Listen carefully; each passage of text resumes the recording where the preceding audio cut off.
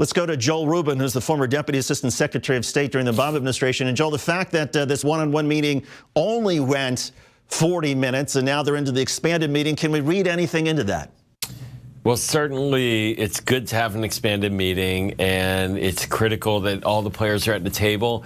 I don't think we can read too much into it yet. 5 minutes is not really that much time, but the fact that they had a one-on-one meeting and that they discussed what they wanted to in private is something that really brings up memories of Helsinki and the president meeting with Vladimir Putin in a one-on-one session, and he didn't share what he spoke with Putin about with his advisors. So I hope this time that the president takes out of this one-on-one information that he then provides to the fuller table. Diplomatically, that's what has to happen. He needs to bring his team into this, needs to empower his people to negotiate, and the other side has to have that same kind of commitment if we're going to see a real agreement that works to our advantage. Joel Rubin, to the point, since Dr. Ford invoked your name, I'm going to give you a chance to respond here. How important is stature, is a higher profile for Chairman Kim in terms of his goals in all of this?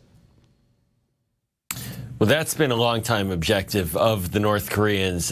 Kim, his father, grandfather, they are a familial dynasty, and they want global acceptance. And the professor is right. Diplomacy is, in many ways, a transactional exchange, but it has to be rooted in confidence and in verification, and it has to be rooted in a process that achieves concrete objectives. So transaction without clarity is very dangerous, and the concern here that we're getting into is that there may be a one-way transaction where Kim is validated globally but gives up very modest concessions that are reversible, easily reversible.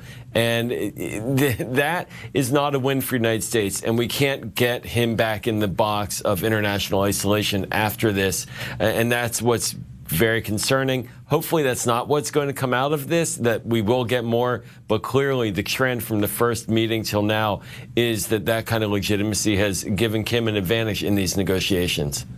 Jennifer, I'll let you go, and then you know what, I'm going to, Jennifer, ask you to hold on for a sec because we've only got 5 more minutes in our satellite window with Joel. And Joel, I want to ask you a question that's sort of related to all of this and sort of not. I mean, the big issue here, of course, is North Korea and what they might do with their nuclear weapons in the future if they don't get rid of them. We've seen the news over the past 2 days, 2 or 3 days, of nuclear-armed Pakistan and India having what is essentially now an artillery shooting war, artillery firing over Kashmir.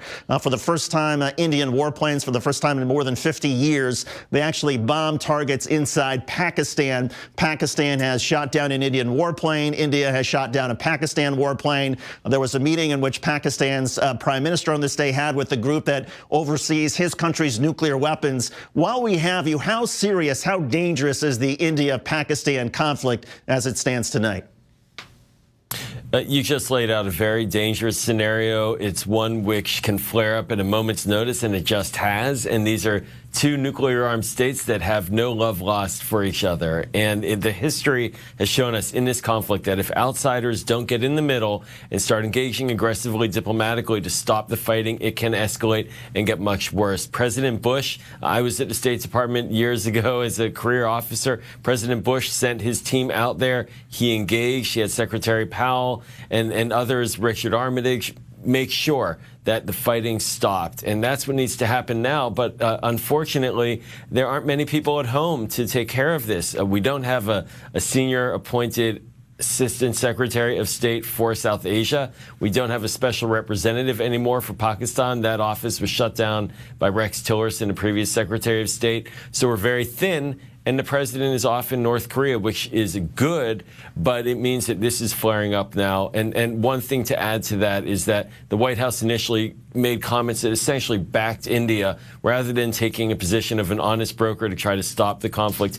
Nobody wins in this exchange. This has been going on for decades, and with nuclear weapons on the table, we need to get in there and stop the fighting, and that means active diplomacy right now. And Joe, we're looking at pictures of one of the aircraft that was shot down, we believe one of the Indian aircraft that was shot down in Kashmir. There have been pictures on social media of the pilot, one of the pilots who apparently bailed out. His name is now his household name in India, Abhinandan Varthaman. That's right. He was a wing commander. He has apparently been held hostage now by Pakistan. His face bloody. The image has been all over India.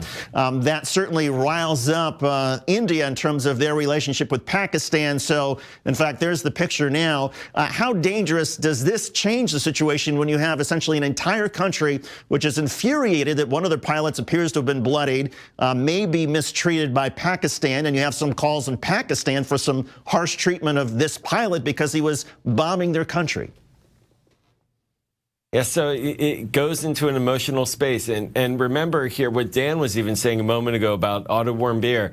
We remember him from what happened to him in North Korea. And we didn't have images, bloody images, from a next-door neighbor of a captive American. So this is the dynamic that cooler heads must get in the middle of, because once that pressure comes, the political pressure rises in Islamabad and in New Delhi to take further measures that one side believes they can escalate and the other side will cave. Neither side has the attitude that they are going to cave. What's going to stop this? And that's why it's very concerning, the emotional part of this. And social media, as we've seen here politically, in our elections and in our public debate these days as well, is creating different dynamics from even only just 5 years ago. And certainly in India and Pakistan it is as well. And it is not a crisis that can just be simply contained because we wish it to be so. There needs to be real action.